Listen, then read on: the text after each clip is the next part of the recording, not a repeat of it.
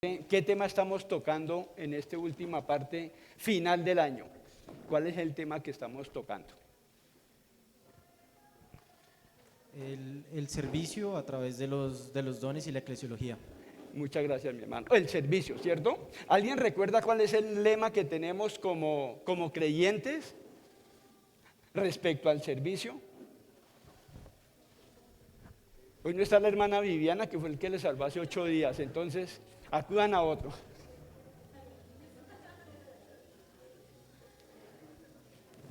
Recordamos que nuestra vida y nuestra pasión debe ser para servir al Señor. Y que el servicio que usted y que yo efectuamos es para beneficio de la iglesia. Recordemos siempre que nuestro servicio única y exclusivamente es para honrar y glorificar al Señor y beneficiar a la iglesia. Cuando uno mira, bueno, personalmente pienso que el ejemplo mayoritario que tenemos, ¿quién fue? Como servidor o como servicio. Pero con micrófono que lo escuchen allá en el Zoom. Nuestro Señor Jesucristo. Nuestro Señor Jesucristo, ¿cierto? Que el servicio es el sacrificio para el bien de la iglesia. Sí, señora. Y que nuestro ejemplo es el Señor Jesucristo. ¿Cuál es el texto que tiene base a donde dice que el Señor Jesucristo verdaderamente es ese siervo?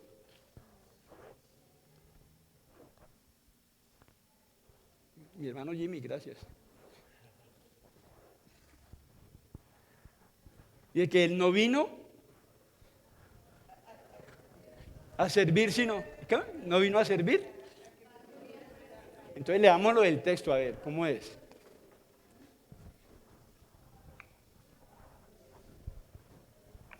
Creo que hay premio para el que lo encuentre rápido.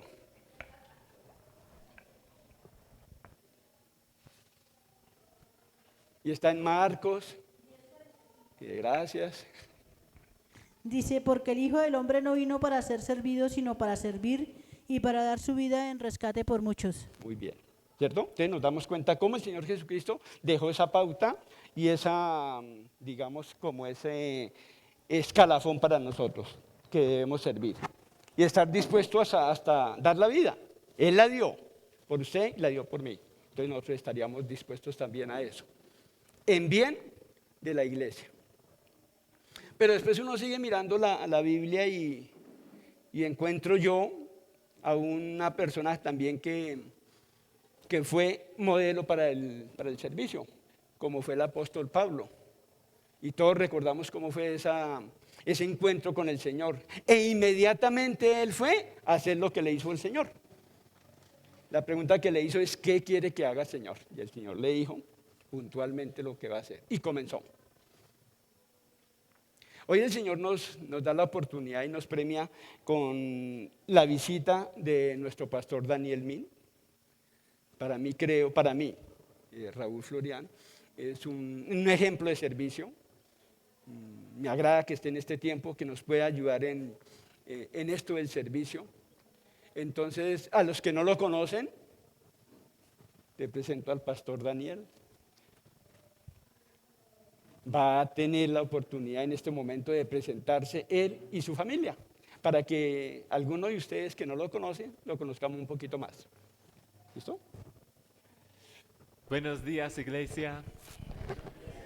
Qué alegría saludar a cada uno, verles a ustedes aquí. Realmente llena mi corazón con alegría ver la gracia de Dios obrando en sus vidas. Muchos de ustedes que hemos conocido por un tiempo y otros muchas caras nuevas, y me alegra también ver la gracia de Dios obrando y ver los siervos y bueno, es una alegría saludarles y estar aquí con ustedes en esta mañana. Sí, yo soy Daniel, mi esposa Jennifer y Eliana está aquí con nosotros. Es la mayor de los hijos y Elías y Emma están, creo que están en clase de los niños. Uy, pastor, perdón. Con todo eso que organizando los padres y todo. Y yo Alguien que verifique no siendo ejemplo. Mi esposa confirma. Elías y Emma están allá.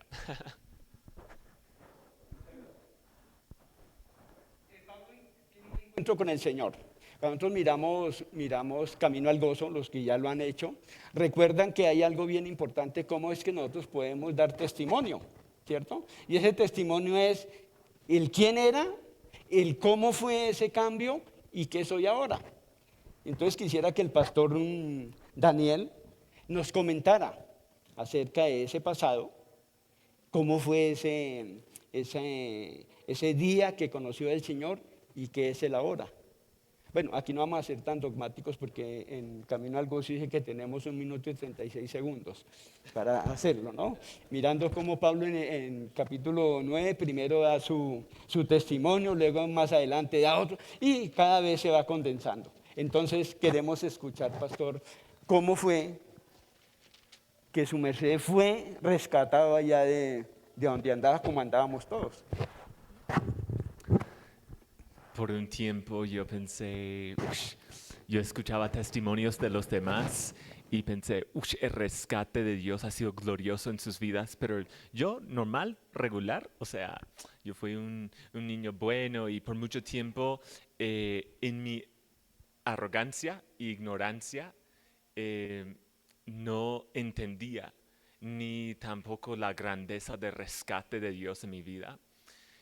En un momento leí Lucas 18 y hay una parábola del fariseo y publicano. El fariseo llega allí al templo y dice, gracias Señor que yo no soy como los demás. Es que ayuno, es que doy a los pobres. Él tiene una perspectiva muy alta de sí mismo, ¿cierto? Y el publicano, ¿qué hace? Ni mira al cielo.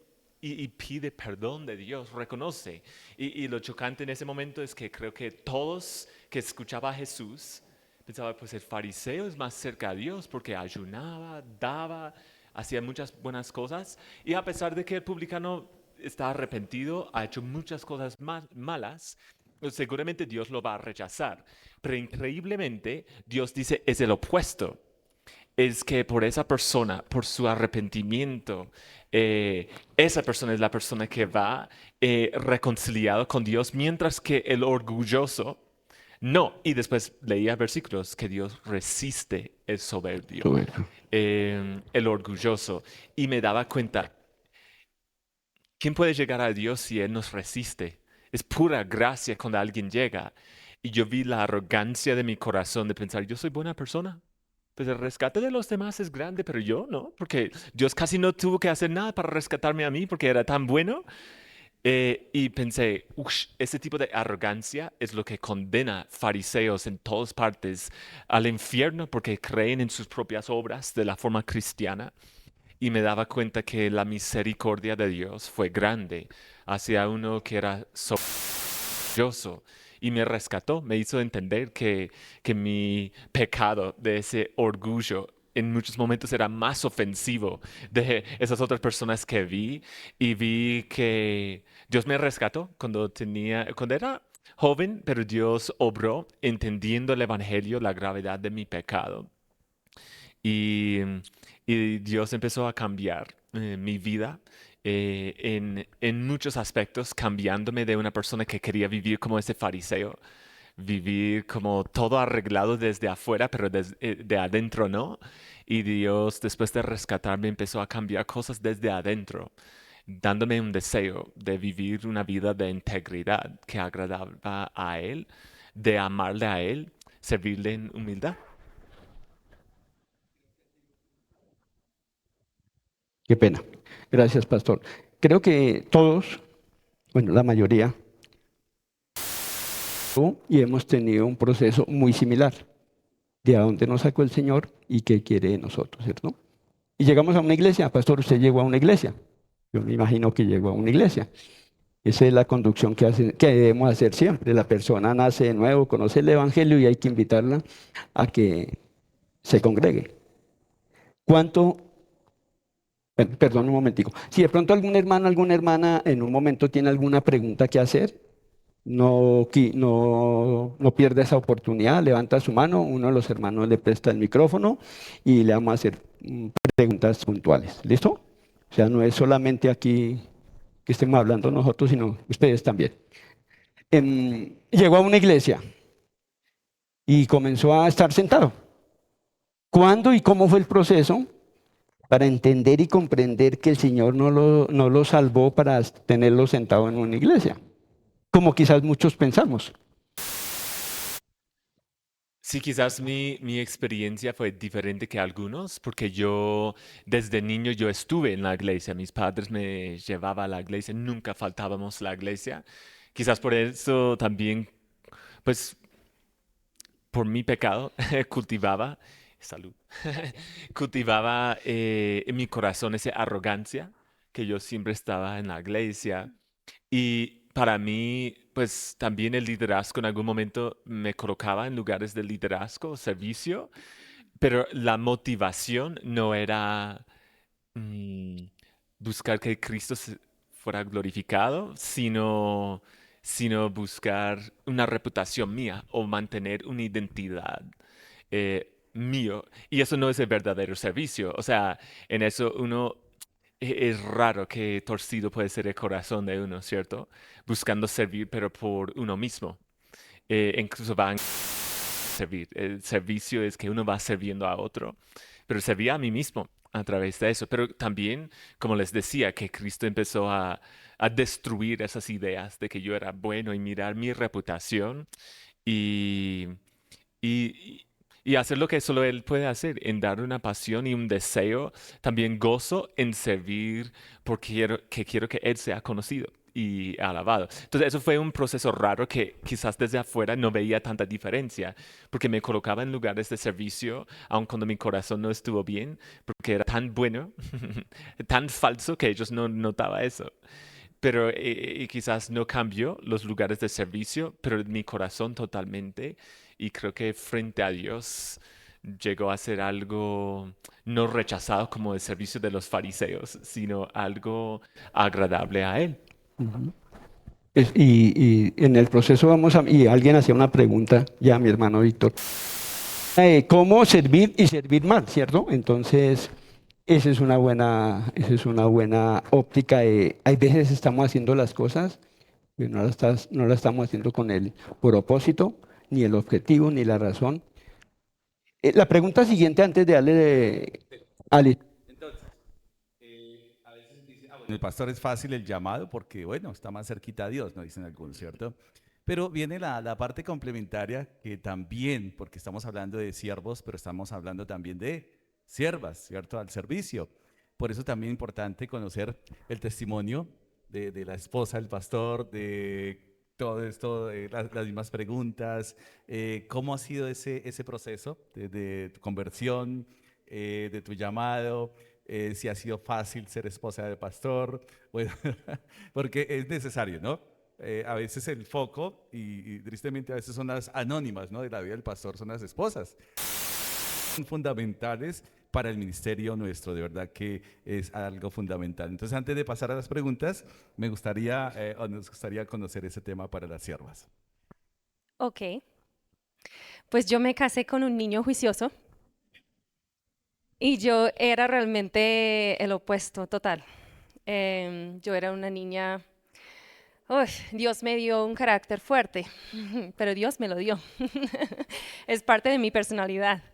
Y es chistoso porque acá, viviendo acá en Colombia, creo que era como 3 años después de estar escuchando a la gente decir, tú tienes un carácter fuerte, ¿verdad? Que me di cuenta que no era un cumplido. O sea, yo pensé, sí, gracias. Pero bueno, yo era una niña también muy independiente, soy la mayor de 4 hijos en una familia cristiana. De hecho, vengo con herencia cristiana porque mi tatarabuelo era pastor y su hija se casó con un señor que también era pastor y que mi papá también es pastor. Entonces que me case con un pastor fue como que, bueno, normal. Ha sido fácil estar casada con ese pastor. No sé los otros pastores, pero con este pastor sí. Entonces yo crecí siempre escuchando de Dios. En mi familia hemos sido siempre bautistas, pero eran también muy estrictas y solían ser muy legalistas. Entonces a los 4 años estando en una campaña evangelística, escuché otra vez la historia de Jesucristo y yo tenía mucho miedo porque pues mis papás me pegaban mucho, porque yo era así como soy, muy independiente, muy rebelde, muy... también tengo mucha iniciativa, pero no era una niña muy obediente, entonces yo recibía mucha varita. Entonces yo entendía muy bien la situación de mi pecado y que yo no merecía el cielo. Y estando en mi casa a los 4 años, eso es muy joven, pero yo lo recuerdo aceptando a Cristo. Eso fue como uno de los 2 momentos muy puntuales en mi vida cristiana. Dios sabe si en ese momento realmente acepté a Cristo o no. O sea, yo digo que sí, porque la mano de Dios siempre estuvo sobre mí también, su Espíritu Santo redarguyéndome, esa palabra es larga, y mostrándome la necesidad de seguir creciendo en santidad. Pero era a los 20 años, después de estar toda mi vida hija de pastor, vivir con todo el mundo pensando que tú eres una niña perfecta. Hacía muchas cosas escondidas. Tenía muchos noviazgos cristianos que no eran tan cristianos, pero que mis papás no sabían, porque yo seguía con esa tendencia de querer hacer las cosas a mi manera. Y entonces, después de casi casarme con el equivocado, Dios me dejó en un momento totalmente destrozada, porque esa relación terminó, pero o sea, en el momento en que se terminó, yo estaba tan feliz porque ya era muy terrible la relación con este chico con quien casi me caso.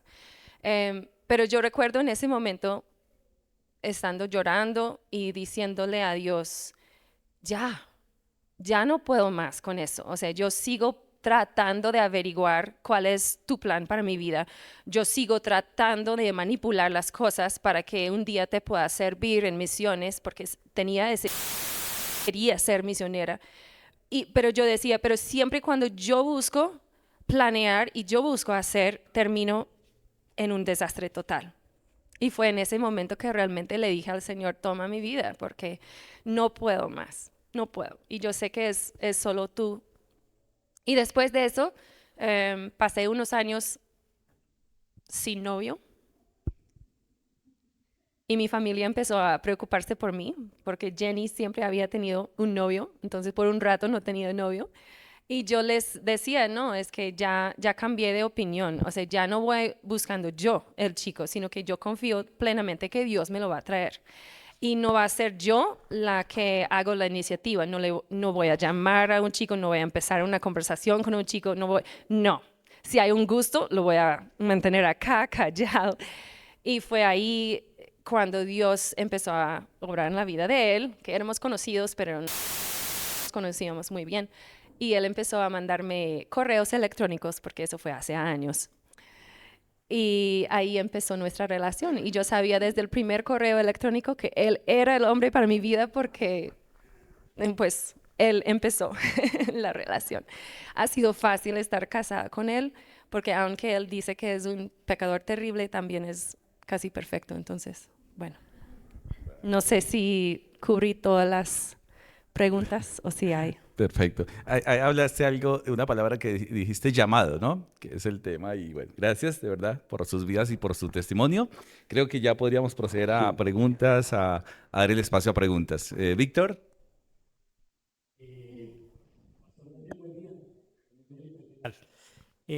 Bueno, nosotros en la iglesia estamos empeñados en animar a los hermanos y últimamente hemos estado dedicando tiempo al tema del servicio, a hablar a ser conscientes del don espiritual, a ejercitar ese don espiritual. Pero creo que ahorita dijiste algo que es supremamente importante, y es que el servicio, digamos, no es que tenga 2 componentes, sino que se puede ver desde 2 perspectivas. Y es un servicio que yo puedo hacer como para mi propia complacencia, ¿cierto? Como lo mencionaste ahí tras bambalinas, un tipo de servicio que me autosatisface a mí, porque como que devuelvo algo de lo que recibo, ¿cierto? Pero el servicio que Dios demanda de nosotros servicio que es más zigzag. Entonces, no sé, o sea, sí quisiera que nos contaras un poco desde esa perspectiva, claro, pastoral, misionera, que puede de pronto ilustrarnos de una mejor manera ese tema del servicio.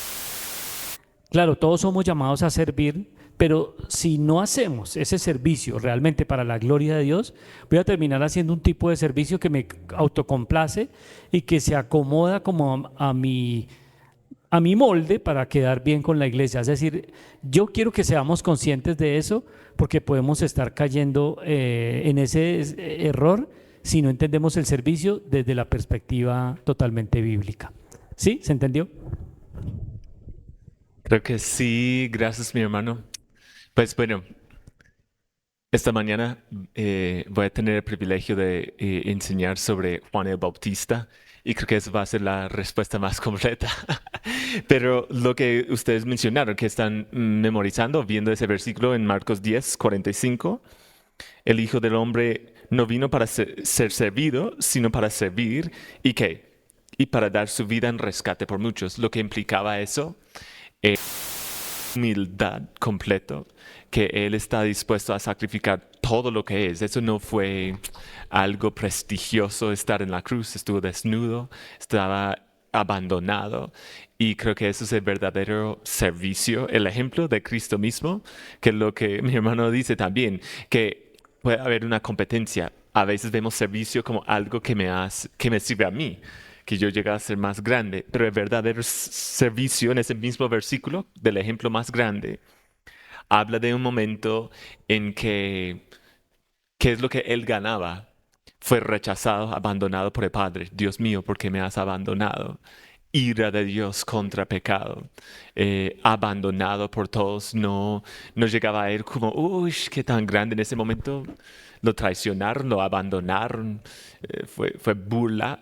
Y creo que eso es el verdadero ejemplo de servicio cuando uno está dispuesto a sacrificar. Para las personas, estar dispuesto a ser olvidado, abandonado por los demás y de todos modos seguir. Pudo haber dicho, no, yo iba a servirles, ir a la cruz, pero si me abandonan, ni van a estar allí para ver ese sacrificio. Que si no están viendo, porque algunos, quizás eso es una gran prueba, ¿cierto? ¿Qué tal si sirve y nadie ve nada? Nadie está allá. Es increíble. Algunos siervos, excelente servicio mientras que todos estén mirando o mientras que tiene el título. Y cuando nadie esté, no hace casi nada. O tienen que anunciar a los demás. Cristo fue a la cruz abandonado por los discípulos, abandonado por los judíos, abandonado. Todo el mundo lo había abandonado. Y él llegó a la cruz. Pudo haber dicho que no, así yo no voy a ir a la cruz. Pero fue a la cruz. Entonces creo que ese es el ejemplo también de sacrificio y una buena prueba para nosotros. Como es nuestro servicio cuando nadie sabe y cuando nadie ve. Gracias, pastor. Víctor. Mi hermano Santiago.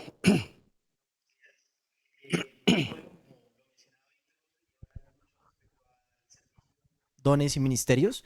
Entonces, ya que son una pareja, pues nosotros con mi esposita hemos venido viendo mucho el tema de los dones y ministerios y quería saber cuál es la forma en la que el pastor Daniel ayuda a cultivar esos dones y ministerios de su esposa y viceversa, como Jennifer también ayuda a pastor Daniel a cultivar esos dones y ministerios. Gracias. O sea, la pregunta es cómo es que nos ayudamos como pareja a poder cumplir con las oportunidades y los dones que Dios da para el ministerio. Creo que mi esposa es mejor ejemplo que yo de eso, la manera en que ella me sirve, que ella abre puertas, ella maneras. Creo que parte de mi rol sería ver lo que ella hace y estar agradecido. En algunos momentos, pues otra vez, la razón por la cual digo que ella es mejor ejemplo es que muchas veces en su vida ella está sirviéndome para que pueda estar allí en muchos aspectos. Hay otros aspectos en que Dios va obrando mi vida, ayudándome a poder servirle. Por ejemplo, está estudiando su maestría y me da la oportunidad de apoyar eso, que ella esté en esas cosas. También ella tiene un ministerio grande con nuestros hijos, también en el seminario, en su consejería. Y, y bueno, para mí hay aspectos, hay cosas que yo puedo hacer para animarle en ese proceso y dar ese tiempo. Pero otra vez, creo que ella es la mejor ejemplo. Como ella realmente ha invertido en mi vida sirviéndome a mí en cuanto a muchos de esos aspectos. Entonces, sería mejor que contestes tú. Voy a dar un ejemplo. ¿Sí? ¿Sí? Sí, ok. Un ejemplo muy práctico. Teníamos como 2 años de casados, estábamos viviendo en Costa Rica y mi esposo, pues desde siempre, ha tenido una pasión para el evangelio, para hacer discípulos. Entonces, mientras no estábamos estudiando, solo porque estábamos en Costa Rica estudiando el idioma, él no sabía qué hacer. Entonces, ¿qué hacía? Él salía a la calle a conocer a la gente, a tratar de empezar a hablar con ellos. Y un día yo estaba en la casa solita, él había salido a hacer sus cosas y él conoció a un señor, un joven. No sé cómo se llaman ese tipo de chico allá, pero acá, ¿sí? Y la bebé Eliana estaba durmiendo y yo estaba ahí en la casa, o sea, en mis fachas. Y él llegó a la casa con ese chico de la calle. Y yo, ¿qué te pasa? Y yo, menos mal, no tenemos mucho porque ese chico estaba mirando toda la casa. ¿Qué hay? ¿Qué hay? Y yo, ¡ah! Pero bueno, entonces una cosa que aprendimos es que hay que hablar, hay que comunicar. Si yo quiero invitar a alguien a la casa, también que planeamos, que no cruzamos la agenda, que estemos de acuerdo, que si yo quiero hacer algo con, digamos, algo muy, muy espiritual, como un estudio bíblico, voy a revisar primero con él si es que funciona bien con su agenda. Tampoco quiero dejar a mis hijos sin algo que hacer o alguien que esté con ellos. Entonces siempre hablamos, creo que su nombre era Wilson, ¿verdad? Wilson. Bueno, entonces no sé qué pasó con Wilson, pero no aceptó a Cristo. Pero también el servicio muchas veces parece ser algo como abrir tu casa. Pienso mucho en los requisitos que están aquí creo que en las cartas Paulinas, las epístolas Paulinas, que dice que también el anciano debería ser una persona que muestra hospitalidad. Y bueno, él muestra eso, él quiere invitar a toda la gente en la calle a la casa. Y en el principio yo no era tan abierta con las cosas, yo me afanaba mucho porque el piso no estaba muy limpio, que el baño de pronto no está muy bien, que llega alguien y no tengo algo para servirles. Entonces yo a veces siento que actuaba de una forma como que llegaron otra vez las personas. Y es hospitalidad. Dios hizo una obra en mi corazón empezando con esta iglesia, porque esta iglesia empezó en nuestro apartamento, un 7º piso. Y antes de que el pastor Héctor y Raúl y ellos llegaron, Viviana también, habían también otras personas que visitaban en estudios bíblicos. Y a veces fue tan difícil, pero Dios estaba haciendo una obra en mi corazón, porque recuerdo una noche que un niño de como 7 años regó su gaseosa 3 veces en el sofá, 3 veces. Y yo, ¿qué niño hace eso? 3 veces en una noche. Yo veía a veces la gente comiendo no sé cómo se llama, el pastel de pollo o el bocadillo, lo que sea. Y habían muchas migajas, ¿verdad? Que se caían. ¿Y qué hacían las personas? Por debajo del sofá. Y yo, ¿qué les pasa? Entonces, en verdad, o sea, tenía yo frustración en mi corazón. Hubo un señor que llegaba, también era de la calle, en el baño, o sea, no en la ducha, sino que en el lavamanos. Y entraba yo después a encontrar una suciedad por todos lados. Pero yo dije, pero señores, que esas personas están llegando para escuchar la palabra. y es la fundación de tu iglesia. Entonces ayúdame a servir, ayúdame a saber cómo manejar eso. Y dejé de limpiar el piso antes de que llegaran, sino que esperé hasta que después y después limpié el piso. O dejé de afanarme por lo que hay, sino que dije, bueno, lo que hay es lo que hay, les sirvo. Y ¿sabes qué? La gente estaba igual de contento. Creo que estaban más contentos cuando ya dejé de afanarme tanto por la condición de mi casa, porque quería simplemente estar ahí, escuchar la palabra y sentirse bienvenidos, en vez de sentirse como algo inconveniente, ¿sí?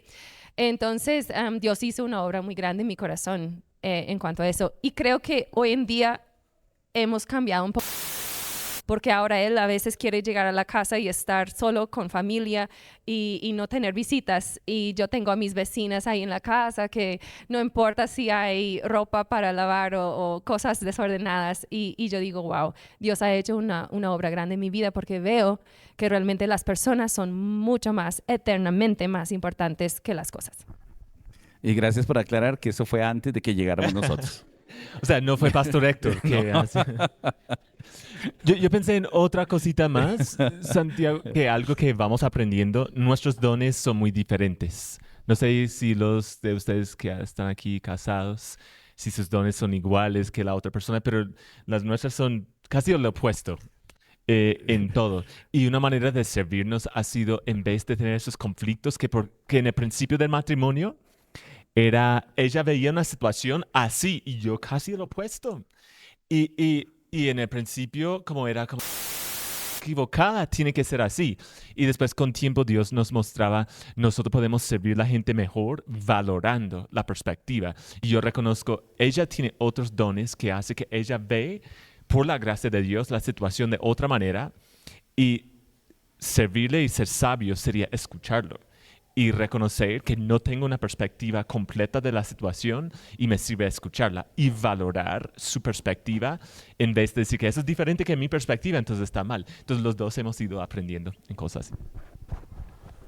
Allá hay una pregunta.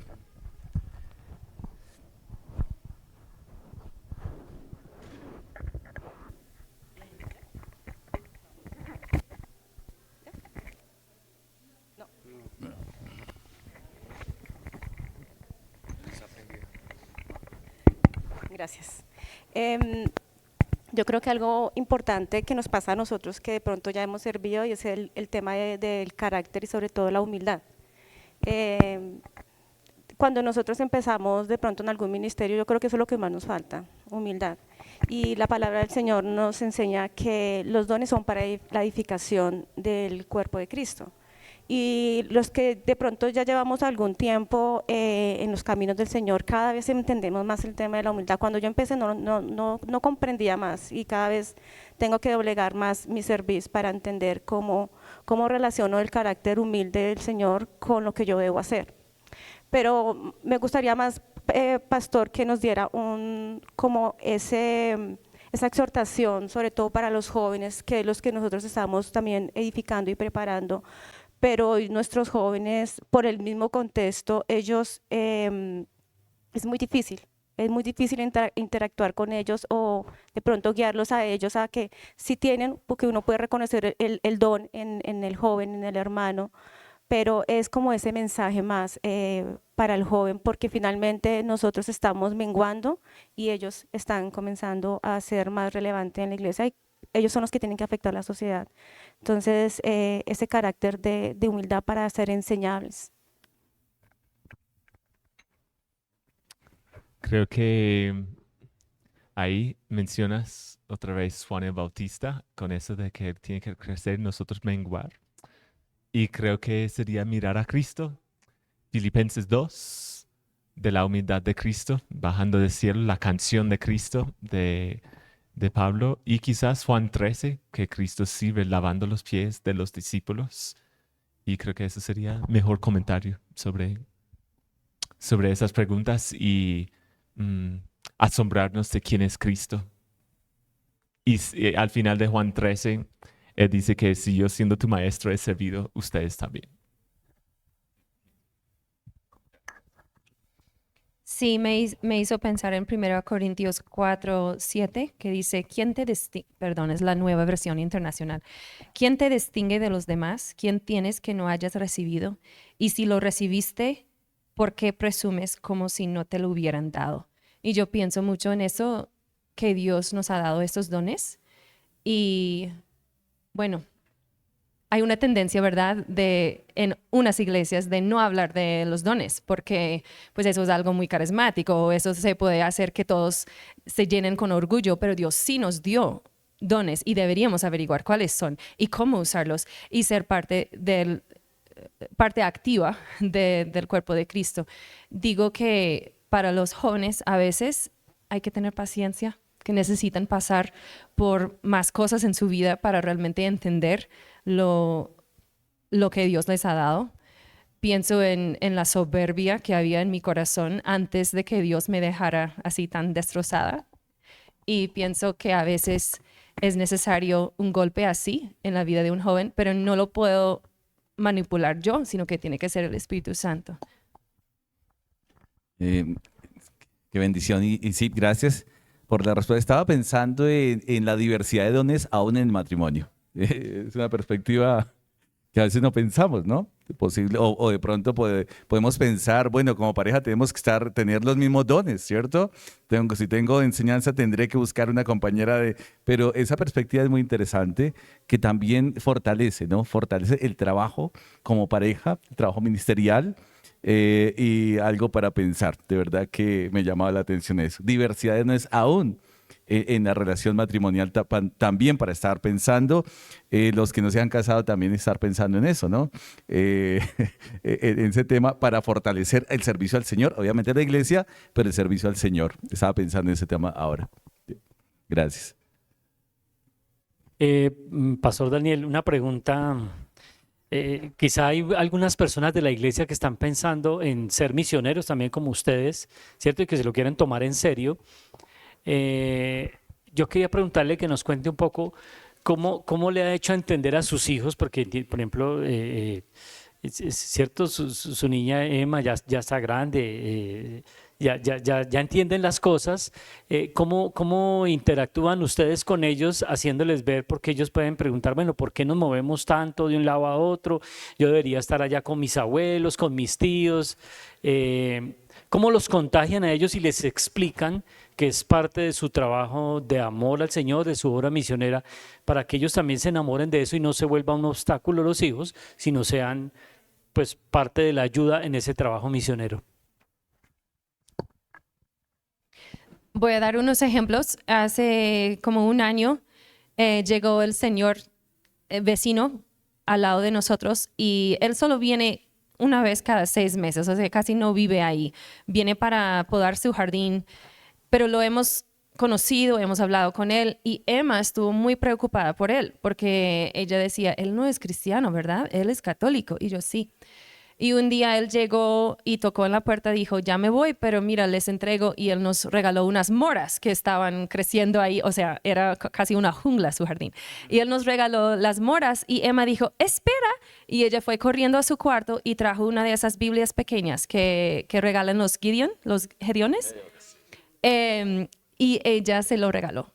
Y ella quedó súper contenta que ella había podido servir y formar parte de eso, de hacer discípulos, de dar la palabra a alguien. Ella fue la que estuvo hablando con mi vecina. Tristemente, pues había pasado por situaciones difíciles, perdió a su mamá y tiene una hija la misma edad que Emma. Y Emma le dijo un día, jugando ahí afuera con Sophie, y yo llegué también para como supervisarlas, y salió mi vecina y Emma le hizo la pregunta, ¿y tú eres cristiana? Y Andrea la miró y dijo, pues, ¿cómo te cuento? Y me miró a mí y dijo, traduzca, por favor. Y yo, bueno. Y entonces ella decía que, pues, nosotros estábamos en una iglesia cristiana y después me aparté y, pues, me casé con mi esposo, que no es creyente, pero después como que regresé a la iglesia, pero me aparté otra vez. Y Emma al final la miró y la dijo, o sea, ¿es cristiana o no? Y eso realmente abrió la puerta porque Andrea me miró y me dijo, creo que necesitamos hablar. Y resulta que 2 meses después ella entregó su vida a Cristo. Y yo veo que, o sea, no es indoctrinar a los hijos, pero es mostrarles que es nuestra forma de vida. O sea, nosotros buscamos tener realmente amistades con nuestros vecinos, si sean cristianos o no, la mayoría no son, para poder entonces invitarlos a la casa, tomar un cafecito y cuando Dios da la oportunidad también hablar del evangelio, hacer un estudio bíblico, cosas así. Entonces yo digo que tiene que ser que ellos vean eso en los papás. Los niños son muy sagaces y ellos pueden saber cuando los papás están fingiendo. Y entonces ellos necesitan ver que es algo real, que fluye de la vida de uno mismo, que uno no es diferente en la casa y otra persona en la iglesia, sino que es siempre lo mismo, siempre lo mismo. Hablamos mucho con ellos, hacemos como reflexiones teológicas de todos los aspectos de la vida. ¿Cómo nos fue? ¿Qué pensaron? Cuéntanos tú qué pasó. Y eso nos ayuda también a tener esas conversaciones siempre abiertas. Y ellos a veces preguntan, ¿y por qué es que vamos haciendo esas cosas? Y simplemente les decimos. Entonces, desde muy chiquito, cada uno de mis hijos ha entendido lo que es la misión. Creo que algo importante para la iglesia también, y eso es excelente, creo que algo importante para la iglesia también es no colocar esa presión en hijos de pastor o de misionero, que no tiene que ser perfecto porque tú eres el hijo de pastor y otras cosas que puede producir un ambiente para hijos de pastor o misioneros muy difíciles. De poder ser transparentes y genuinos con su propio pecado y su crecimiento en el Señor. Entonces también ese es tema. Una anécdota chistosa, muy rápida. Un día estábamos hablando hace poquito con Elías. Elías ya tiene 11 años. Y él en su vida ha querido ser Papá Noel, ha querido ser un bombero, ha querido ser, no sé, ¿cómo se dice? Paleontólogo, los hombres que excavan por dinosaurios. Bueno, él ha querido hacer muchos oficios. Y un día hace poquito le preguntamos otra vez, ¿y tú cuando creces qué quieres ser? Y él dijo, pues creo que voy a ser director de un seminario. ¿En serio? ¿Y por qué? O sea, ¿de dónde salió eso? Y él dijo, pues como mi papá es ahora el director, pues cuando él muere me toca a mí. Entonces le dijimos que no es así, o sea, no es rey, príncipe y que recibe la herencia. Pero bueno, ha sido lindo también tener esas conversaciones y decirles, no tienes que hacer lo que nosotros estamos haciendo, pero queremos que sirvan a Dios con toda su vida, cual sea el oficio que tengan.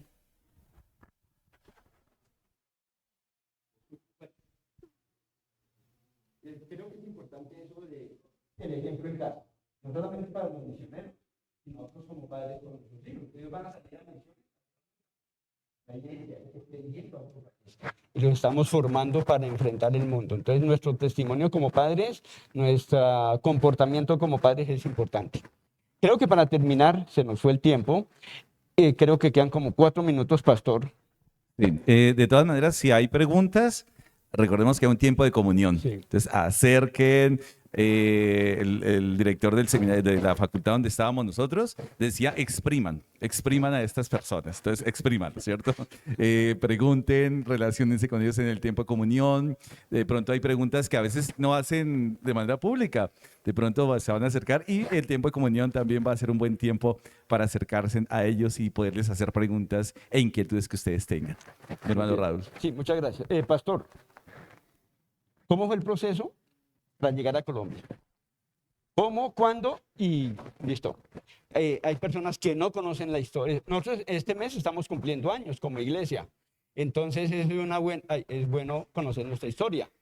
Ya nos comentaron algo cerquita. Pero rápidamente, ¿cómo fue ese proceso estando allá para llegar a Colombia, exactamente Bogotá? Y listo. Muchas gracias. Bueno, es gracia de Dios y uno mirando atrás piensa en sus motivaciones y planes y ve que Dios cambia casi todo. Y bueno, creo que también como hemos hablado con Pastor Héctor en algunos momentos acá, cuando uno mira cómo servir al Señor, muchas veces va considerando necesidad y oportunidad. Y vimos mucha necesidad y mucha oportunidad de la obra de Dios. Aquí Colombia tiene oportunidades increíbles para servir al Señor. Creo que con todo mi corazón que Dios va a utilizar colombianos también para alcanzar muchos y aún en otros países del mundo. Colombia ha pasado por momentos difíciles en la historia de Colombia y la gente de Colombia es gente valiente. También gente que en muchos momentos ha ido a otros países para incluso iniciar la vida de nuevo y muchas veces buscando o escapar de inseguridad acá o buscar ganar plata. Y yo pienso, uff, y si ese ejército con la motivación de servir al Señor podría ir a otros países, podría plantar iglesias. Hay mucha necesidad y oportunidad en Colombia. Pero realmente al final del día muchas veces también alumnos de seminario me preguntan porque ellos van pensando, ¿cómo es que nosotros tomamos la decisión? Y quizás hoy en día mi consejo sería dejar que Dios guía. A veces yo creo que yo compliqué toda esa decisión pensando en, uff, ¿dónde voy a poder ser utilizado? Pero por detrás hubo algo de identidad de querer ser grande, de querer hacer algo grande, importante y no querer equivocarme porque no quería quedar en un sitio donde no iba a ser utilizado al máximo. Y hoy en día es más como busca esa oportunidad, necesidad, adelante. Un alumno me dice, pero yo no sé si es eso. Yo, eso es excelente oportunidad, pero puede ser que es el otro. También excelente oportunidad. Escoge uno y ya. Y ellos, no, es que tengo que ver que Dios me va a enseñar. Pero ellos van buscando un relámpago o en la Biblia encontrar un código secreto que les guía. Y yo, no, las dos cosas excelente y arranca. Como Pablo allí en Hechos 16. Él arranca y a veces Dios decía, no era por allá, pero gracias por esa pasión, pero es por acá. Pablo, ¿listo? No hay problema, voy para allá entonces. Entonces yo diría para ustedes también, adelante, que no sea tan complicado eso de el lugar específico. Lo más importante es servir al Señor con 100% de su vida, dedicar toda su vida en servicio a Él y Él les va a dirigir al lugar donde podrían servirle. Y hay montones de opciones y la mayoría de esos son excelentes lugares donde un siervo podría llegar y servir al Señor. Por eso llegó aquí a Colombia y damos gracias a Dios por sus vidas. Vemos el fruto hoy y creo que eso es importante cuando se invierte en personas. Vamos a orar, mis hermanos, y recuerden si hay preguntas, si hay, no sé, el pastor y la pastora, no, están dispuestos. ¿Listo? Vamos a orar. Una vez más, Señor, gracias. Gracias, Padre maravilloso, por esas oportunidades. Bendito Dios de conocer más de tu obra, Señor, de lo que has hecho en estas personas y en cada uno de nosotros, Señor. Te damos gracias por esas experiencias que nos motivan, bendito Dios, a entender y comprender que tú no te equivocaste cuando nos llamaste, bendito Dios, a tu obra. Ayúdanos, Señor, a ser perseverantes en poder ser verdaderamente obreros útiles, Señor. Que todo sea para la honra y la gloria tuya, Señor. Gracias por este tiempo y te pedimos, Señor, que continúes haciendo tu obra en tu iglesia y en cada uno de nosotros. En el nombre de Jesús. Amén y amén. Bueno, mis hermanos, muchas gracias. Entonces,